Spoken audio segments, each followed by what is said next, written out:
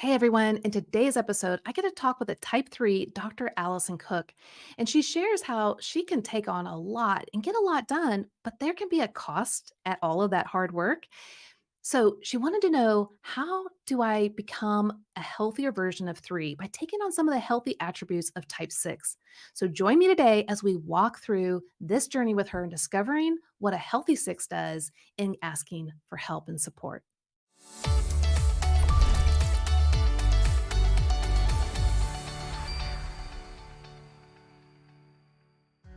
Hey everyone, welcome back to your Enneagram Coach, the podcast. I'm Beth McCord, your Enneagram Coach, and it's our passion here at YEC to help people understand themselves with astonishing clarity so that they can break free from the self condemnation, fear, and shame that we all experience quite often, right? But we want to do that by knowing and experiencing the unconditional love, forgiveness, and freedom in Christ. So, really, we desire to use the Enneagram to bring real life change that is lasting transformation for yourselves personally and in your relationships. And we do that here at YEC by raising up the next generation of excellent Enneagram coaches. So if you desire to learn and to grow in using the Enneagram, well, then you're in the right place. Whether you desire to be a professional Enneagram coach or you just want to be that everyday user. So, what we're going to do is we have a new format for our podcast. And in each episode, what I'm going to do is I'm going to combine engaging interviews with some special guests, but we're also going to engage in an intriguing conversation on the Enneagram. So this could be where the guest is stuck or they're struggling, they have a question, they want insight, they want better clarity and understanding. We're going to just dive into the Enneagram, really focusing on what their needs are in the moment. And so it's going to be really fun for each episode to see, what are people wanting and what are they needing, and just kind of having the conversation together. And I'm hoping that as we do this, you'll learn as well how to use the Enneagram in your everyday life and your relationships. Because reading a bunch of books is great, right? But how do we actually incorporate this in our everyday life? So that's what I'm hoping that you're going to be seeing or hearing, because we are on YouTube as well. So if you want, you can head over there, watch the podcast on YouTube. We hope that you'll like and subscribe to where all of our podcasts are. And we would also love it if you can leave a review. Let people know how this podcast has been beneficial to you. So, thank you guys so much for being a part of this conversation and all the work that we do here at YEC. Now, for those of you who are just like me and you love using the Enneagram to help the other person, then our Become an Enneagram Coach training might be the right fit for you. So, to find out, we have this sneak peek mini course that you can take. All you got to do is go to yourenneagramcoach.com/mini course. And if you're here because you just want to personally grow in maybe your relationships, your work environment, well, this podcast is for you as well. Just sit back, take some time to soak it all in, learn the different ways that we're talking about the Enneagram, how to incorporate with your own personal understanding of what's going on the inside, and then try to use it on a daily basis in a way that doesn't bring the extra shame and the guilt, like, I've got to do this, I've got to do that. We're not here for that. We're here to explore, to be creative, to think, to know that God had created us in a unique way. But if you think that you need some extra help to go there, well, we've got some really qualified trained Enneagram coaches. To find the one that fits you best, go to myenneagramcoach.com. Okay, with that, let's dive into today's special episode with my dear friend, Dr. Alison Cook. Now, Dr. Allison is a therapist, author, and podcast host who empowers women to heal from past wounds, develop strong sense of their own personal self, forge healthy relationships with others, and experience a loving God who is for them. Now, her podcast and email reach over 60,000 people each week. She specializes in bringing faith and psychology together to create real change in people's lives.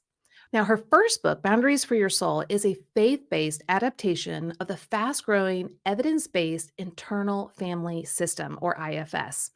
And that is a model of therapy that she uses. Now, it provides a step by step approach in managing emotions in partnership with God. Now, this book was instrumental in my own personal growth since its release in 2018. And in fact, it inspired me with my latest book, More Than Your Number, which focuses on how we are more than just our main type, that we actually have other parts within us that are chiming in and affecting us on an ongoing basis, which for me, that just highlights our wings and the two numbers that we're connected to in the lines, which I call Enneagram paths. Now, her newest book, The Best of You, teaches women how to develop strong sense of self, set wise limits, and forge healthy relationships with others. Now, you can find Allison at drallisoncook.com, and that's with one L, Dr. Allison Cook. And with that, let me introduce you to Dr. Allison. Hey, Dr. Allison, it's so good to have you here today. Hi, Beth. This is so fun. I always look forward to talking with you. So thanks for having me. Oh, absolutely. Like, well, before we even started, we were bantering on, and I know. Nate, who's our podcast producer, my son, also, I was like, hey guys, this would be really awesome in the podcast. So we're like, oh, Right. okay. Oh. So we could definitely go on and on for Yes. hours because we just have such a good time. Yeah. Um, but I don't think I ever told you this, but and maybe I did. I don't remember, but we were driving home from a fishing vacation and I was listening to Boundaries for Your Soul. I mean, this is Hmm. obviously years and years ago when it Hmm. first came out. And I was like, "Oh my goodness. 1, this is such a great book. Mm. 2, she's gotta know the Enneagram." That's what I was thinking. She's Yes. got to Yes. know the Enneagram. Yes. Like, you didn't say it at all in the book, Yes. but Yes. I was like, "I'm hearing Enneagram without being spoken." Interesting. So I was Yeah. like, "Oh my gosh, I've got to meet her." And I was able to meet you, at the Yeah. American Association of Yeah. Christian Counselors, Yep. conference, and Yep. then we got to do an IFS and the Enneagram Yes. workshop in 2020, and since then, it's Yes. just like anyway, we've had so much fun. It's still, a delight to not only, know you, but just to be a friend. And I can't wait for everyone here today to kind of learn about, what you do. So can you share with everyone like what your passion is and why you write books and do your podcast? Like where's that overflow, that passion coming from? Yeah. Thank you. It's so interesting as we've gotten to know each other, right? Your love of the Enneagram is sort of and then you've got this underneath thing with the IFS, and for me, it's IFS on the surface, but the Enneagram is definitely right there in it, and you are Right. exactly right that as we were writing Boundaries for Your Soul, and we were thinking of examples of different parts, we would kind of run the wheel, my co-author Kimberly and I, because she also loves the Enneagram.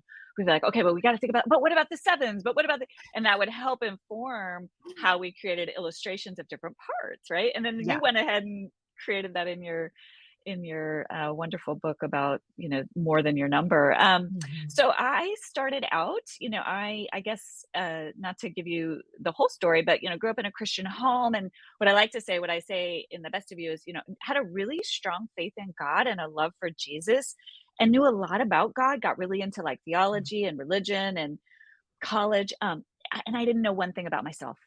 And I also Mm. thought that that was bad. I thought Okay. Yeah. self was bad, right? Yes. Like I had this Yes. idea, and there was some implicit and explicit messaging Mhm. around that in the era that I was growing up with. That you should always deny yourself. You should always bypass yourself. Yes. Emotions are bad. You can never trust yourself. And so it took me decades, into my 30s to sort of, as I was studying psychology and studying, how to help other people, to realize, oh, I don't have a clue about who I am. And so a lot of my work, I learned about this IFS model, and it just completely, set off all the lights as to how we function as human Mhm. souls that God made. Yeah. And so that became my passion. And then the best of you was kind of unpacking why it's important Yeah. in in our relationship with God, why we have to understand ourselves, that the two Yeah. go hand in hand. Wow. Yeah, it was just so instrumental for me, both books. And I think I reached out after the best of you. I was like, okay, I've got to reach out and like do more like one-on-one coaching with you because one, I loved your passion. I loved the direction you were going. And so since then, you've really helped me to understand myself even better. And I'm sure everyone's out there like, but you're your Enneagram coach. Guys, we all are on this journey, Absolutely. just because I have understanding or knowledge about the Enneagram or the type 9 does not mean I always know myself. In fact, I'm a type 9, people. This is really hard. And Exactly. that's where you've been instrumental in my life to help me unpack and understand on deeper levels. Um, and so it's been really helpful, but I'd love to hear, and I know everyone else would love to hear, how did you first hear about the Enneagram, and like what was your journey and your journey in discovering your type? Because I'm sure that's also going to be pretty intriguing. Yeah, that was definitely a saga. So I first learned about the Enneagram when really, I think I'd probably heard of it through Richard Rohr's original book, but I didn't Yeah. know much about it. And I did a a spiritual listening community through an organization called Leadership Transformations here in New England. Okay. And Steve Macchia, who works with Adele Calhoun, some of these folks who are doing the Enneagram in New England, they really use the Enneagram as a tool for spiritual formation. So that's where Hmm. I first, and everybody, actually, one woman, when we were first taking the test, this was about 10 years ago, was like, You're definitely a three, just based on my history. And I was like, I am definitely not a three. I am a two. And I took the test and I could kind of maneuver the test. That's why I always tell people I love your test. And I can say it's at the end, you really have to, it forces you to really choose between two of Mhm. your but I was very proud of being a 2. I just thought that was fantastic, I was like, "Yes," So I just thought I was a 2 for a good probably 5 years, 5, 6 years, and that just felt really good to me. I am just a really good helper, until that mask had to come off and I had to go into the shame, which really felt shameful to me, to Mm. realize that there was really a 3 part, driving it all underneath. Wow. And what was that? Yeah. I mean, like, how did that unfold? Like, what was the aha moment? And like you said, it's like the shame. And I think that is, let me just point this out to those who are listening. A lot of times, if not most of the time, you kind of know your type when it hurts. Now, Yeah. and the reason why I say that is not that it should hurt, because God created us to display these wonderful attributes of the type that we are, the main type that we have. And obviously, if we were all in the Garden of Eden, we would be displaying it beautifully and it'd be amazing. But we're on this side. And so Yeah. it has its complications and liabilities and weaknesses. And usually, as humans, we focus solely on that, right? Yeah. And when we see it, whether on paper or someone's talking to us about our main type, and we can really start to see, let's say, the shadow side, some people call it, or the false self, or what I call the wounded child, the things that are not our favorite parts of who we are that come Yeah. really clear. We then start to feel shame or guilt or condemnation. And that's why I do what I do here at your Enneagram Coach, because like, yes, I get it. I understand why that's not so fun to see, but Christ has redeemed all things Yeah. and we can Yeah. rest in his provision. So all Yeah. that to be said, walk me through that process of kind of the 3 in your face, so to speak, and you're like, Yeah. "Ugh." Yeah, it's interesting how God works too, right? Because it's almost like I needed a little bit more safety to Mhm. face the parts of me that were going to feel shame, Yeah. and it's just the beauty of God's timing in a way that as we kind of, and if you think about the core, um, I think I love the way the phrases you use, but I hate using the word flaw, but the core sort of Yeah, weakness. problem, right, Mhm. with the 3 is deception. And what happened is I was part of this small group and Boundaries for Your Soul had come out and I was just really, and they were like, "Gosh, there's a lot of achievement going on here, and I was like, oh no, it's not about achievement, it's about helping others. Yeah. And just gently, this group of women was kind of like, Mhm. and I really started to kind of do this process of going, Lord, what does drive me? What really prayerfully looking at some of my patterns, and the aha moment was really in the context of this small group, because the thing that was always didn't make sense to me about the 3 is I don't puff myself up. If Mhm. anything, I minimize my goal orientation. I try to pretend. And even as I'm saying it, and it was just sort of like this, oh my gosh, that's a form of deception.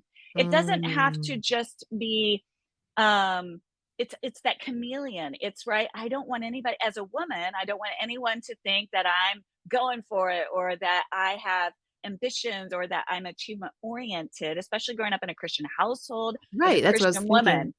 That was very shameful, Yeah. to me, and so what I did, how I coped, was just kind of this little three Mhm. part of me that, is just like, "Oh, no, it's all about helping others," so I'll become the best too, through the Right. me, right? And then the deception is sort of in almost hiding from myself, Yeah. that real underlying motivation, which I've had to work really hard on, Beth, to feel as a Christian woman before God, is it really okay to be goal oriented? Is it Right. okay to honestly really prioritize a lot of efficiency? Sometimes I'm less relational. I can be really relational, but there are parts of me that it's like it's can get transactional. Oh, that feels so bad. And so I've Yeah. had to do a lot of work in the last few years to just. But I will say the truth does set you free. Yeah. It really felt like the Lord just pulling out this root, like there doesn't have to be shame here. Right. I made you this way. Right. And we can work toward it. Once you know what the root is, you can move toward health. So that's what I Yeah. love about the Enneagram. Okay, so I wanna unpack a little bit of what you Yeah. said for Yeah. those that are listening because I think it's so intriguing. So, as a type 3, one of your defensive mechanisms is identification. So, you're going to identify with the group or the belief system or whatever it is in your surrounding. Yeah. The 3 is trying to, like you said, become a chameleon or shapeshift to be the best or to achieve or be admirable in that Yes. community. And Yep. in the Christian community, especially when we grew up, the it was absolutely stated that you are not to focus on yourself. You're supposed to focus on others, die to yourself, and so it came across as thinking of yourself in any way, shape, or form, or any ambitions, especially like you said, as a woman, that was wrong and bad. And Yep. so, but to be a servant Yeah. was and to be helpful and behind the scenes, like, that was really, like, the best thing you should be doing, and so I Yes. can see your little 3 part, as a little girl, like, "Oh, I get it. I see what people are saying is the best for this Yes. community, and I'm gonna Exactly. be it." Exactly. And you probably were really awesome at it. The other thing I'm also hearing is so there are instinctual subtypes. There's 3 instinctual subtypes. There's self-preservation, social, and one-to-one, and other teachers Hmm. call it sexual or intimate. Hmm. And we all use all 3 of them, but one Hmm. usually is dominant, and then there's a second and a third. We call that stacking. Now, I don't know if I've even talked to you about which one you have. Have you ever looked into that, or are you familiar with it? Yeah, very a little tiny bit, and the little that I've looked into it, I think I fit the one-to-one, which is Okay. more kind of, as if I understand it, you tell me, but is it ho kinda you attach yourself to the it's not the status one Yeah, so the much. status one, like the one that people think of threes, like the Yeah, stereotypical 3 that we read in the book is the social 3. Like, "Here I am, world, like, look at all my yeah, accomplishments," and yeah, they're, yeah, ready for the show. yeah. The self-preservation one is they have vanity that they don't have vanity. So, Mm. yeah, so it's really interesting. Now Oh, that could be it. 'cause that's what you were kinda basically saying. Now, like I said, Yes. we use all 3. So, the one-to-one 3 is really trying to be the best, um, spouse, the best mother, the best in the Got family it. unit. I So, see. the self-preservation one-to-one could very well be, like, very close. So, which one might be the top one for you? That could be, another day, another conversation to unpack that. Mhm, But what I was hearing, at least in the little conversation that you were talking about, is that the self-preservation 3 is actually mhm. the counter type. There's always one counter type of these 3 in each of the Mm, types. And this counter type of the 3 actually looks more one-ish interesting. because they're trying to be good. Now, Yeah, it's a little bit different than being right, which is the type 1. This 3 is trying to be good. So there's the guise of being right, but it's really yeah, about others seeing that they're being yeah, good. But yeah. And it has to, again, all be under the umbrella of what is the society that you're around say is good. So for you being in Yeah. a Christian community, what's being good is to not have vanity, to not show off, to not Right. have ambitions, Right. to not be self-focused. And so it's like, oh, well, in order to survive in this community, I need to actually not show off, though deep down I really do have these ambitions. And so Yeah. I'm going to position myself in a way that looks helpful, like a Yeah. 2, Yep. while still accomplishing things because that's just your nature. That's how God created you to Yeah. be. So it's like Yeah. you're still trying to get Yeah. to that spot, Yep. but in a way that can be admired by those around you. Does that kind of Yeah. seem true? Yes. Yeah, it really does. Yeah.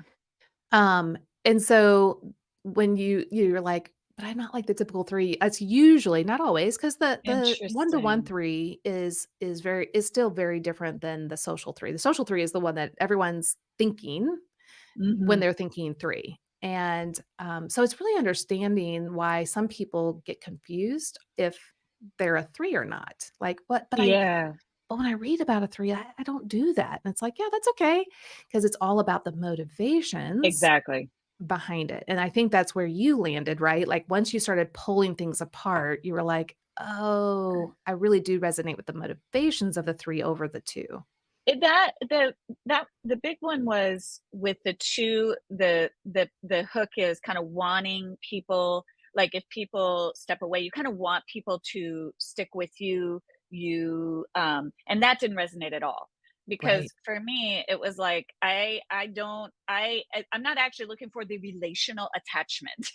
I'm not Yes. actually looking to keep people to stay with all the Mhm. helping activities. I'm looking for the atta girls, and I'm not, just, I'm not looking. So people are like, if I help someone and they go along their merry way, I'm thrilled as long as I get the Mhm. atta girl from it, from the world, from the culture around me, Yeah. right? And so that motivational thing was just, that was another big one for me, was, oh, I'm not doing this to keep people hooked on me relationally.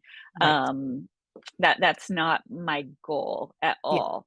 And that's such a great way of saying it, and that's a great way Yeah, of distinguishing the 2 because and that's where, IFS and then, what we've done is EIP where we're yeah, able to say, "Okay, so your main type, the type 3 is the driving force behind everything, but that 2 wing does play a yeah, significant role still." And so you are helpful. You do enjoy helping. That's a way that God, created you to bless others. And of course, with everything, there's the healthy to the unhealthy strategies, and where our heart condition is at any given moment. And so it's intriguing to see how our personality comes forth in yeah. varying ways, in varying circumstances. And so I wanted to then dive in. So, we kind of unpacked how you discovered your 3. And I just want to let everyone know people mistyping themselves is very common. And it Mm, makes sense because if we use all 9 types to varying degrees, and then, like, if you unpack the EIP, the Enneagram Internal, profile that we have in our book, More Than Your Number, or if you do IFS, you realize, "Wait, I have a lot of other parts that are chiming in here," which makes it hard and confusing yeah. depending on how loud those parts are too. So, what I was also intrigued by the other day, you were talking to me about, being a 3, but also Mhm, with this heavy, strong 2 part of you mhm, that pretty much that anything lands on your plate, you'll take up for the most part. Now, usually for the 3, it's if I know I can accomplish it, and get it done and done well, but mhm. you'll take it on, you'll say yes, and really overextend yourself. And Mhm. you recognize that usually when you overextend yourself, you can move towards the 9 space and kind of shut down or check out. But you were like, "But Beth, I really want to venture into exploring what it's like to move to the healthy 6." Now we'll Yeah. kind of unpack what that might look like, but can you just for, myself, but also for the audience, can you unpack that just a little bit further? Help us to understand what you feel like your dilemma is and the circumstances that this usually goes around? Yeah, I mean, I think I was saying to you, like, I've kind of understood the 3, I understand my 2-wing, I understand when I go in unhealth to the 9 really, really well. I have a strong 7 part, we've talked a Uh-huh. little bit about that, I kind of understand that kind of plays into the escapism of the 9. I actually the one number that I have the hardest time relating to on the whole wheel is 6, and I'm pretty sure you correct me if I'm wrong, that's actually the line I go to in health.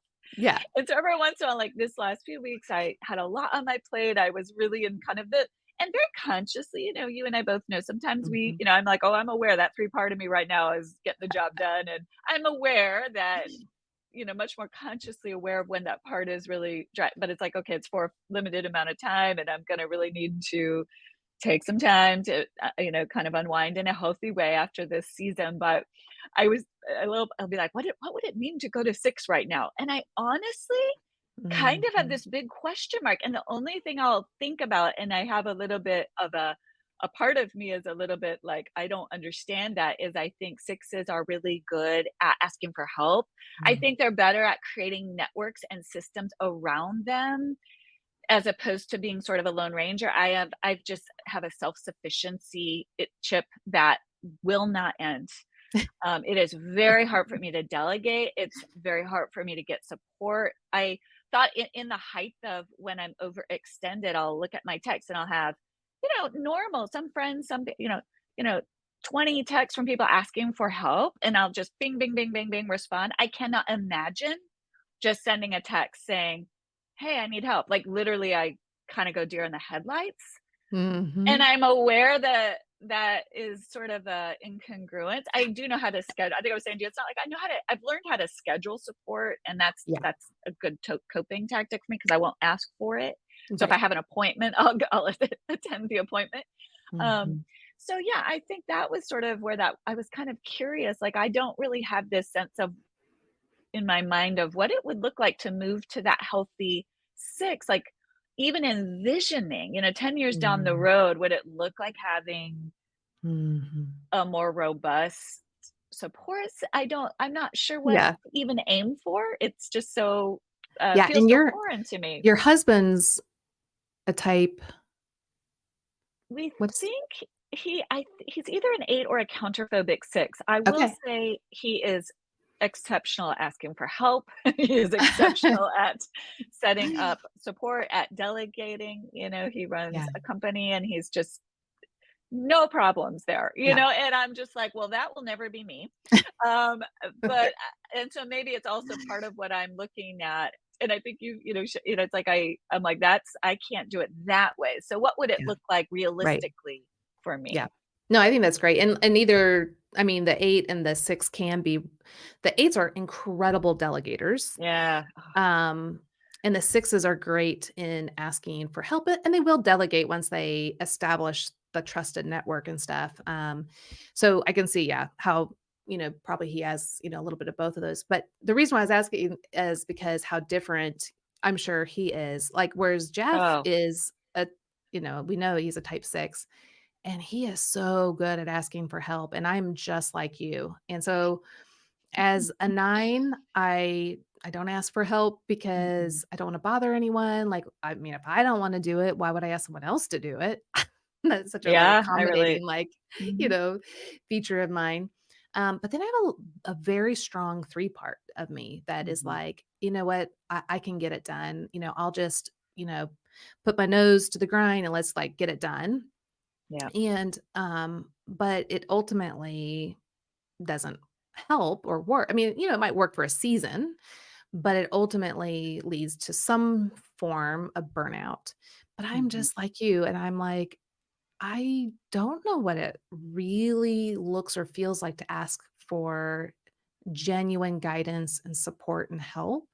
Yeah. So yesterday I was asking Jeff and my son, who's also a 6, like, can you guys like help me to understand, like what is it like just to naturally ask for help? Like what does that feel like? And it was really interesting because Jeff was like, well, there's obviously the unhealth, like, we have a Mhm. lot of self-doubt.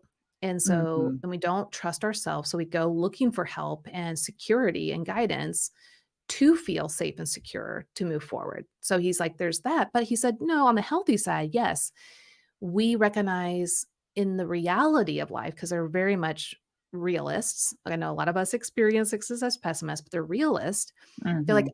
I, in a healthy way, see that I can't do it all and I don't have all Mhm. the information, and that there is others out there that I can count on for support. Now, it may not be a ton of people because I mean, we can't trust everyone, but Mhm. they do test the waters. That sixes are really good at testing. But they do find those trusted gems that they Mhm. can go to on a regular basis for a variety of different things. Mhm. And because they recognize that they are vulnerable and that they do need help, Mhm.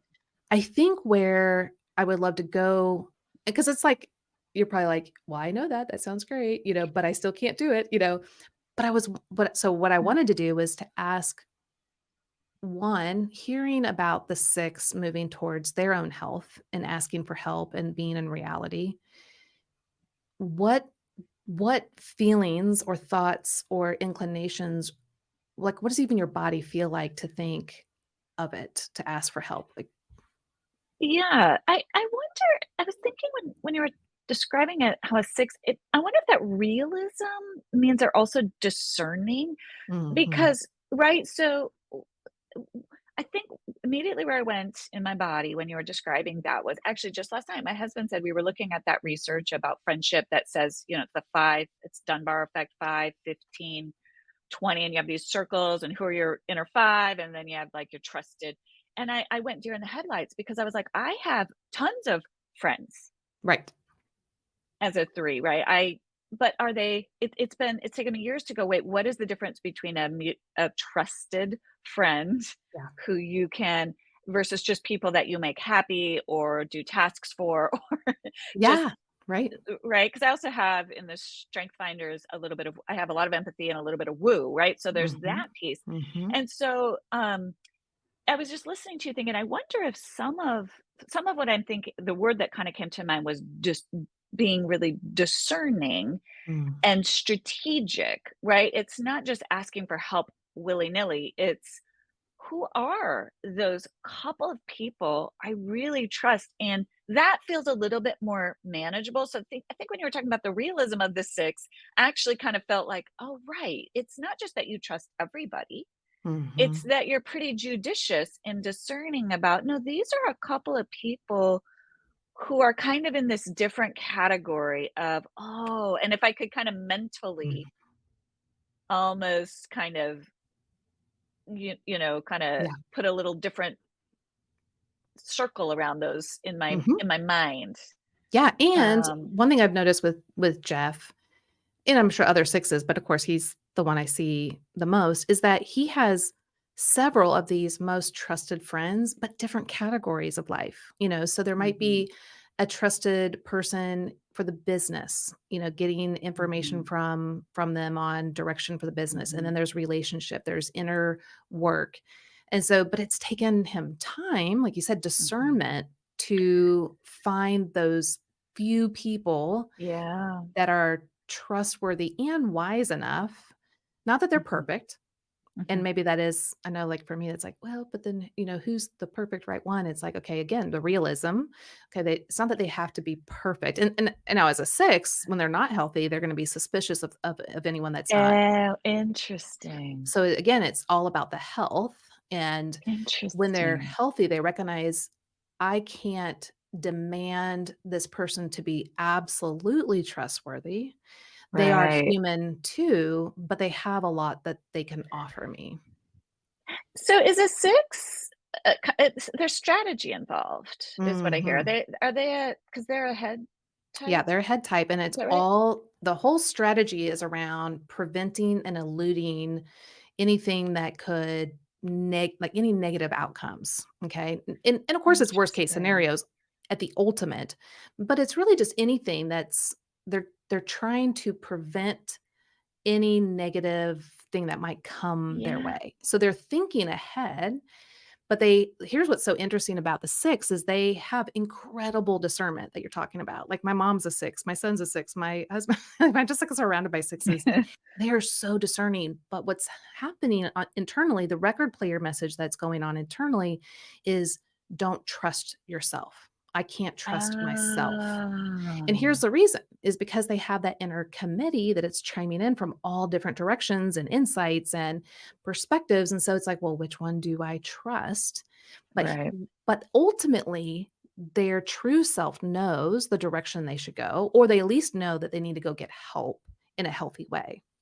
Um, but when they're not so healthy, they are going to be suspicious of themselves and others, and it can kinda spiral them into a mind of frenzy of what could happen, Mhm. and trying to prevent all those negative things. But in the healthy realm, they're like, "Okay, I know I can't get this all done by myself. I need a team. I need a group, Yeah, a system interesting. that I can trust, that I vetted, and I will listen to them to a point, but I also need to trust how the Holy Spirit is talking to me in the direction he's wanting me to go." Now, sometimes that's through wise counsel of others, and sometimes that's just understanding what the Lord is speaking to us internally.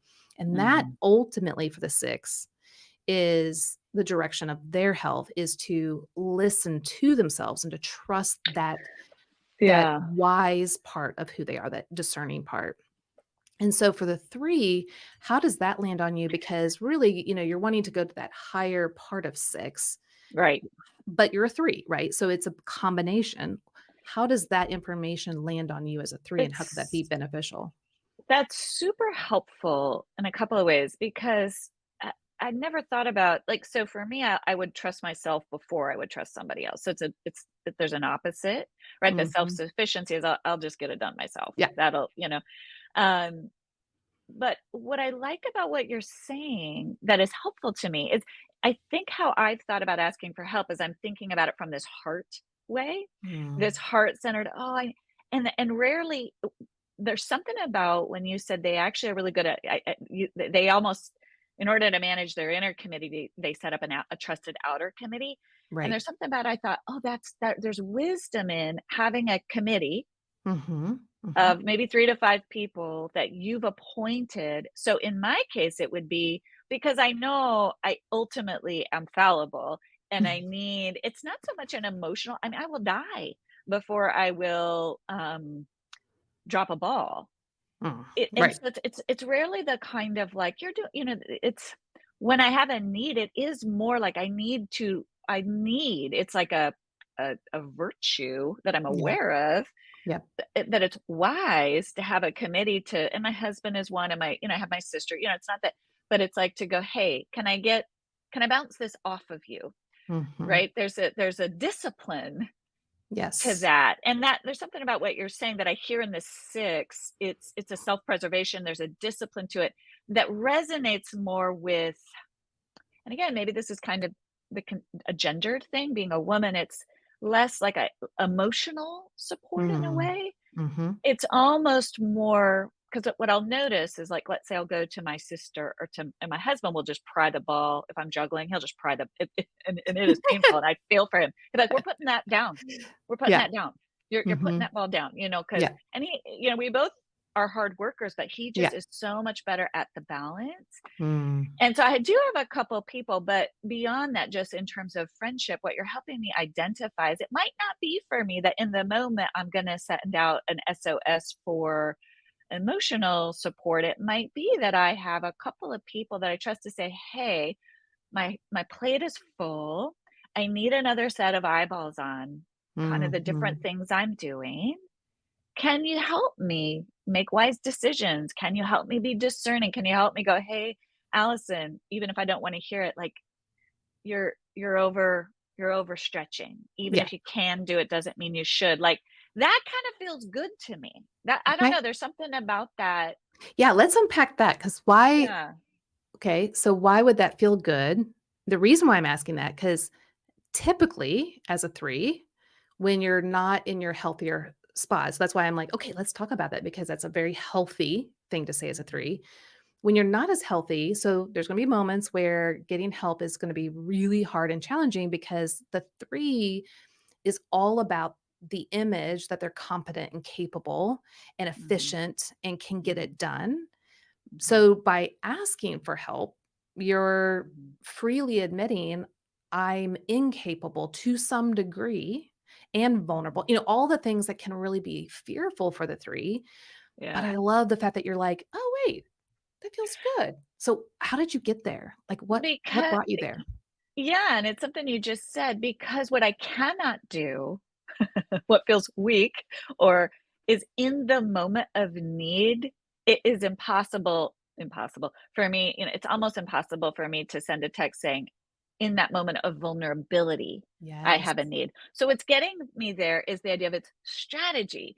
It's setting it up so that, and again, this is where I'm kind of listening to you going, my system that I'm currently using might not be all bad. I could just beef it up, which is scheduling appointments Yeah. so that it's not that I have to in the moment of feeling overwhelmed. That's just really hard for me. I don't to say I just would rather get myself through it to the other side, and then when I'm on the other side, say to someone, "Okay, here's what I just went through." I can do Mhm. that. Yeah. Right. I just almost cannot, when I'm in the middle of something, ask for help.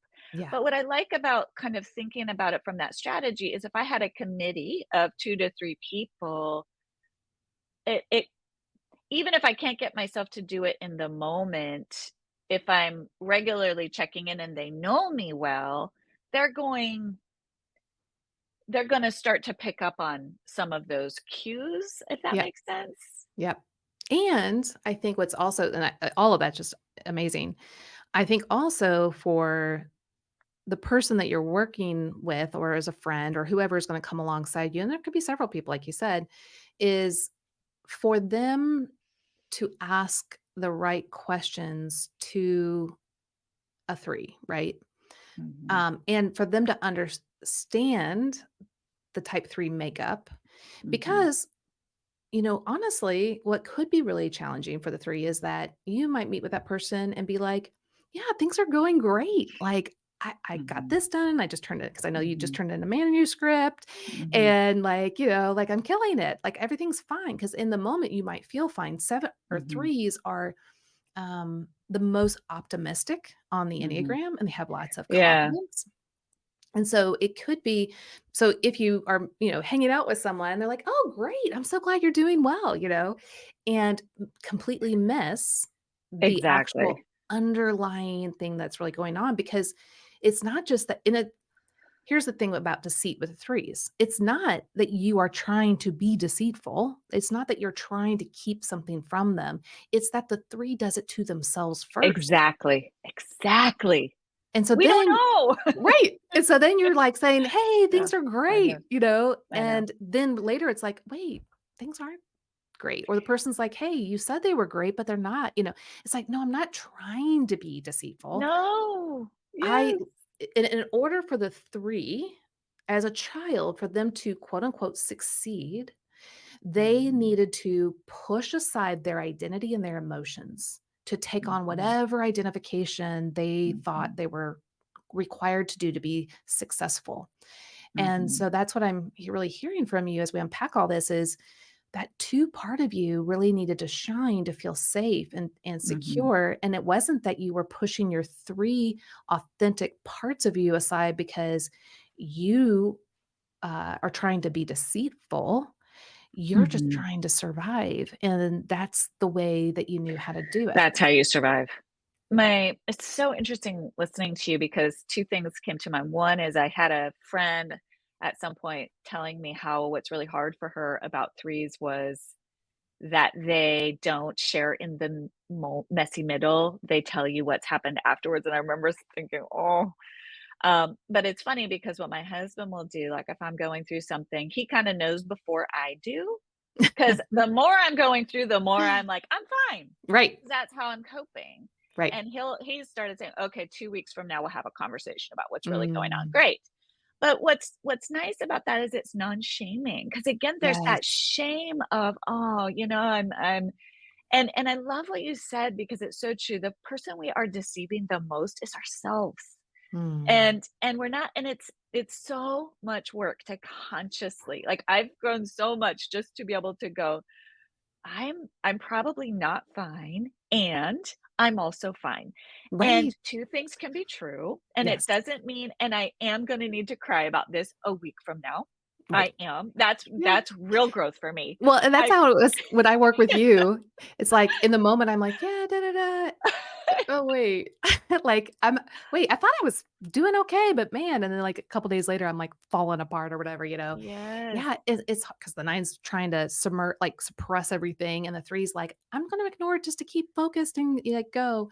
And so it is hard for us to be in that vulnerable place, and I think it's valuable that we do have moments that were really vulnerable and can go there Yes.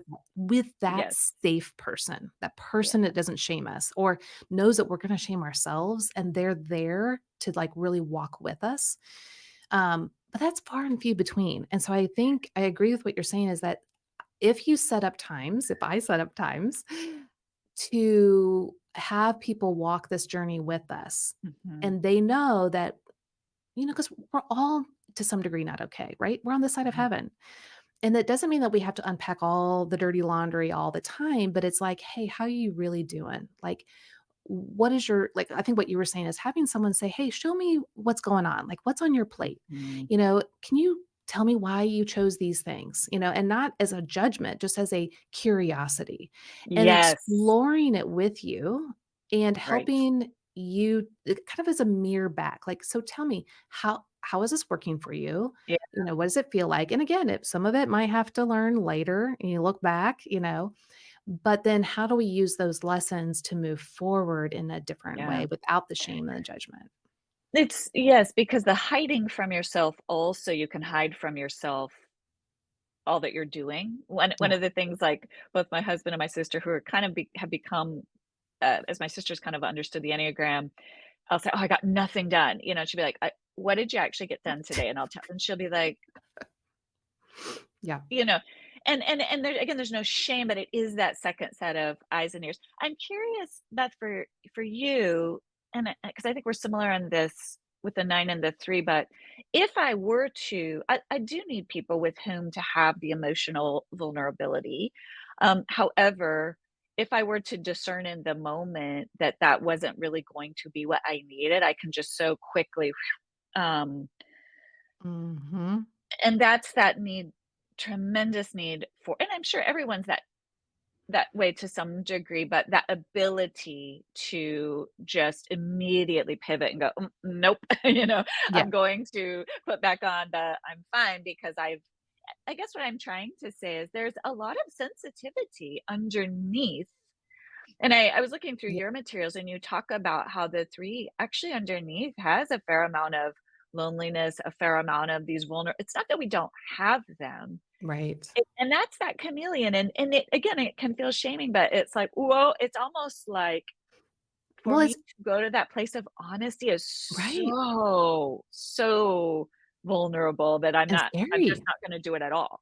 Well, Yeah. what I learned, and I can't remember who said this, I think it was in a workshop I was in, and it may have just been a 3 that was on a panel talking about it, but it was so interesting. They said that to be vulnerable and to go inward was like, being way up here. So on Yeah. for those that are not watching the podcast, on YouTube, have a line way up like near my, forehead. So like, this is where you're living, like achievements, goals, knocking things out, like doing great. But to go inward and to really understand the inner world and the pain and the sorrow and the authenticity, the realness, for the 3 to get there, which is Mhm. way, let's say, down at the bottom, and that doesn't mean down at the bottom like that's a Mhm. negative. It's just it's going inward. To get there, it feels to the 3 like a Mhm. free fall into blackness, Mhm. and that free fall so, like, if someone just pushed you out of an airplane, I mean, Mhm. the feeling that would like, Mm-mm. if you don't know Mhm. if you have a parachute or whatever, like, Mhm. the fear, that's Mhm. really what the 3 is experiencing when you're asking them to be vulnerable and transparent, um, to the degree that people would see they're not valuable or Mhm. worthwhile or competent or efficient or whatever the fears for the Mhm. 3, it Mhm. feels like this black hole that they're falling Mhm.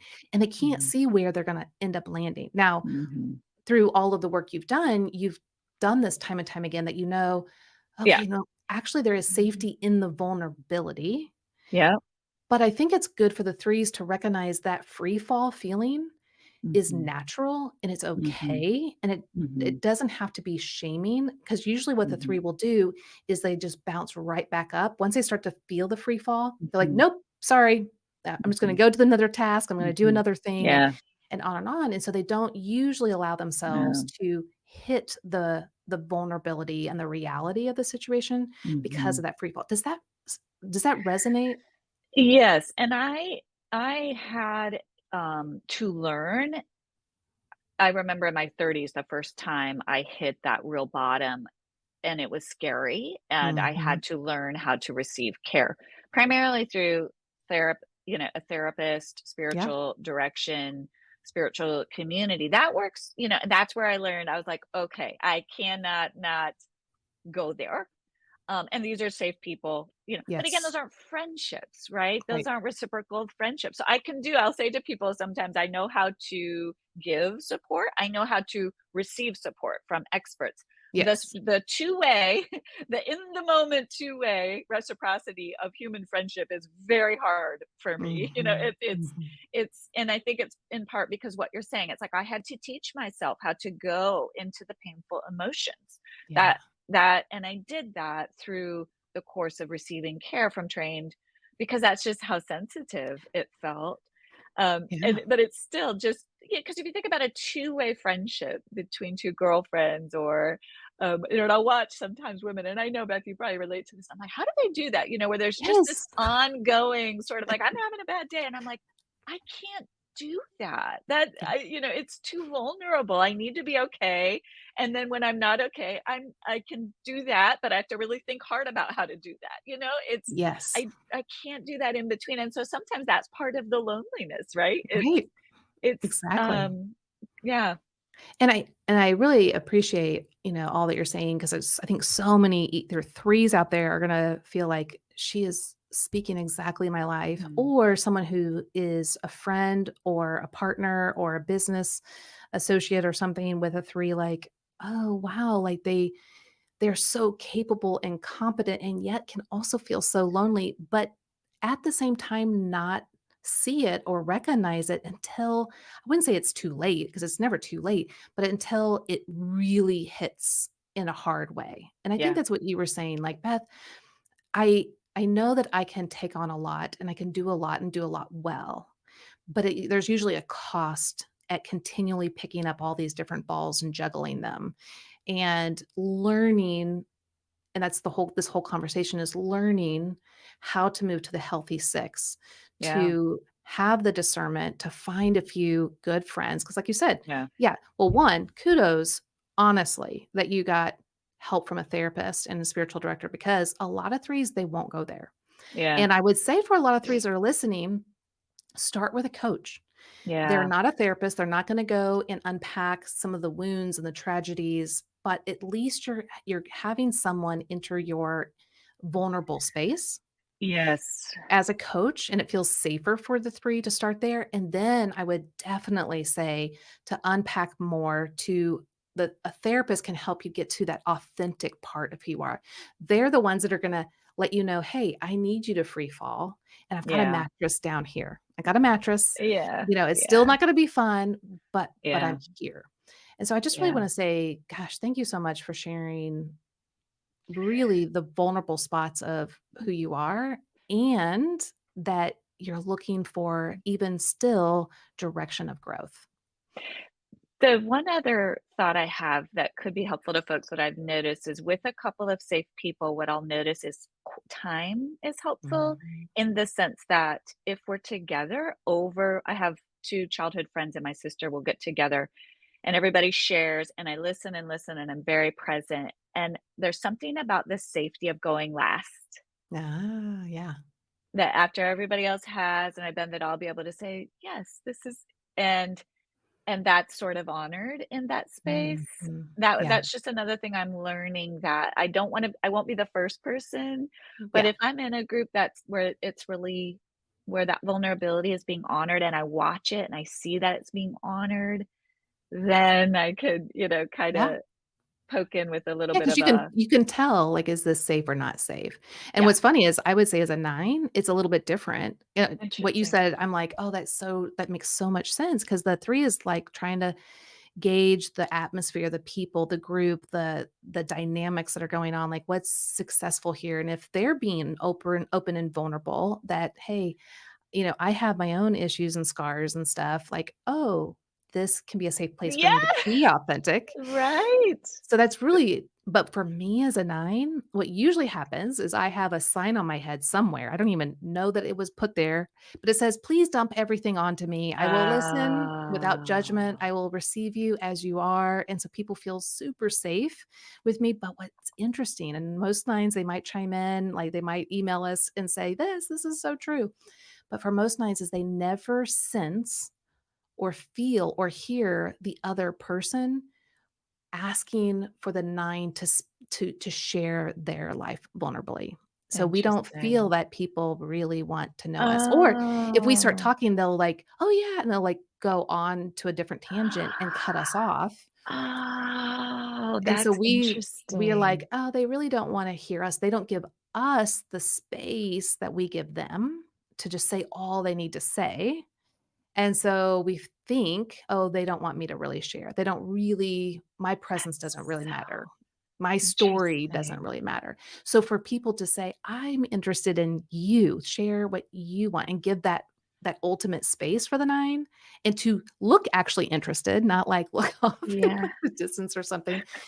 That's what a 9 does or a 9 needs. So it's interesting because all 9 Ah, types are gonna struggle with vulnerability, right? But they're gonna struggle in different ways, and that's why the Enneagram is so fascinating because if you have a type 8, well, why would they struggle with vulnerability? Well, they wonder if you're gonna blindside them or betray them or yeah. harm like, "How are you gonna use this information to harm Yeah. me?" And so every type is gonna have something, and so I think what's so great about you saying that and recognizing it, it helps you to find those people Right.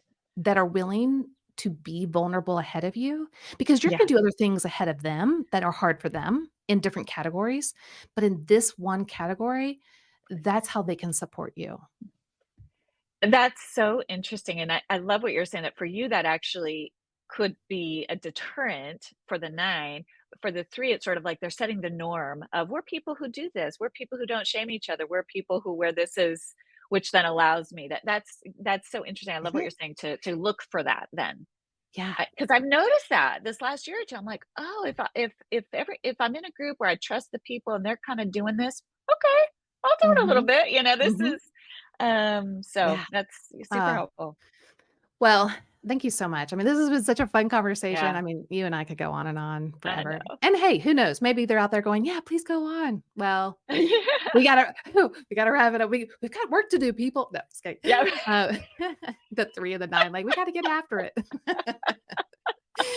Well, thank you guys thank you, Allison, for, just being here, sharing, telling us about your journey. Also, just the vulnerability of, you know what, sometimes I extend myself way too much, Yeah.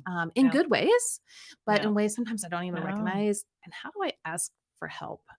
Yeah. But what's so great about all of this is the work you do equips us in this very manner. Yeah. And I think that's what's so remarkable about what God does with our gifts and talents is that it's an Yes. overflow of what we're already learning and still learning, wouldn't you say? Exactly. 100%. It's Yeah. the things that I think about, the things I write about, the things I talk about are things I'm wrestling with. I Right. mean, it's not always the things that I kind of, oh, I figured that out. Let me Right. help you. It's yeah, I'm with you. And because I've thought a lot about this, I can sort of put some language to it. Doesn't Right. mean I love what you said at the beginning. Doesn't mean that I have it all figured out in my own life. Yeah. So much of growth is awareness too. The more I grow, the more I become aware. Like I said, for me, even to be aware of, oh, this is what's happening right now, and be honest with myself is a huge win. I'm thrilled. I'm like, wow, Yeah. Lord, we're making progress here. So, yeah, I Yeah. love what you said. We're all wounded healers in that way. Right, exactly. Yeah. I think, Dan Allender has a book, Walking with a Limp, and it's true, Ah, or leading with a limp. I love And, that. it's true, like, I'm the first one to say, "Hey, yeah, I might put some really, great thoughts together, but it literally is an overflow of the work I'm currently doing," Yes. and I know that's true Yes. for you.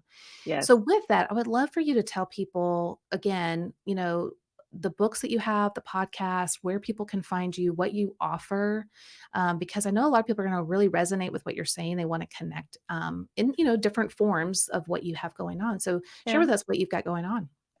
Yeah, thank you. I have a podcast called the Best of You podcast where I talk about kind of just I call it kind of Psych 101, where we just go through basics of becoming a whole person with a faith integration piece. And then Mm. you can find my books at drallisoncook.com, The Best of You and Boundaries for Your Soul Anywhere.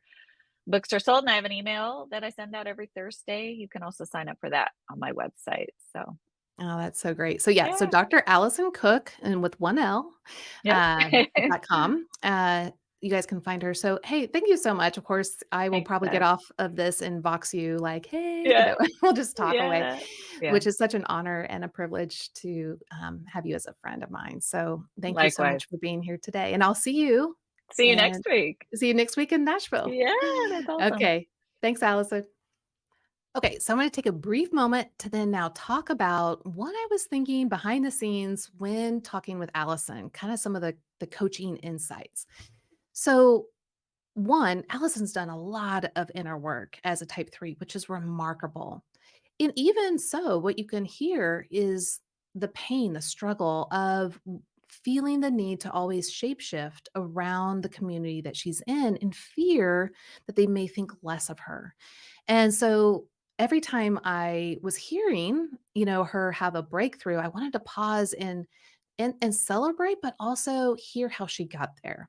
Because I think it's important for us to realize in the moment that we have that aha moment and to sit in it for a little bit because we can just bypass it pretty quickly and not see the win that it is. So I wanted to draw that out for her and have her really talk about it to then kind of aim in that direction and be more mindful of it the next time. But I also wanted to highlight, the different things that sixes experience and how we can navigate that for her as a three. She's not going to be a three. I mean, she's not going to be a six, right? She is a three, but how are the parts of six going to be beneficial for her? And I think if you remember that one part in the interview where she's like, "Oh, that is so helpful, like, that makes so much sense, and I I could do that. That would actually mean a lot to me. That would mean a lot to my heart."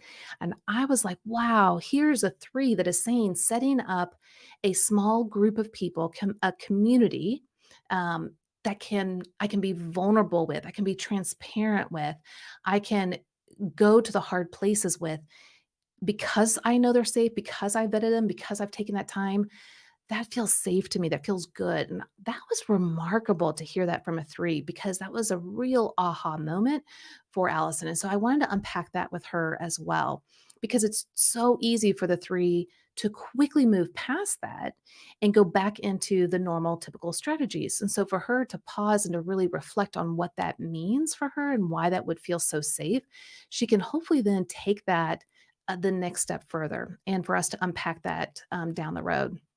So, when working with people, we want to really help them to sit in those aha moments and to not bypass them too quickly. So, hopefully, when you use the Enneagram with someone else, that you can take that insight for yourself as well. Because, like when we have our own aha moments, it's really good for us to also sit in it and to unpack it a little bit further, stretch ourselves. Kind of like when we're doing exercises and stretches, we want to continue to stretch ourselves not in a painful way, not in a condemning way, but in a way that actually makes progress.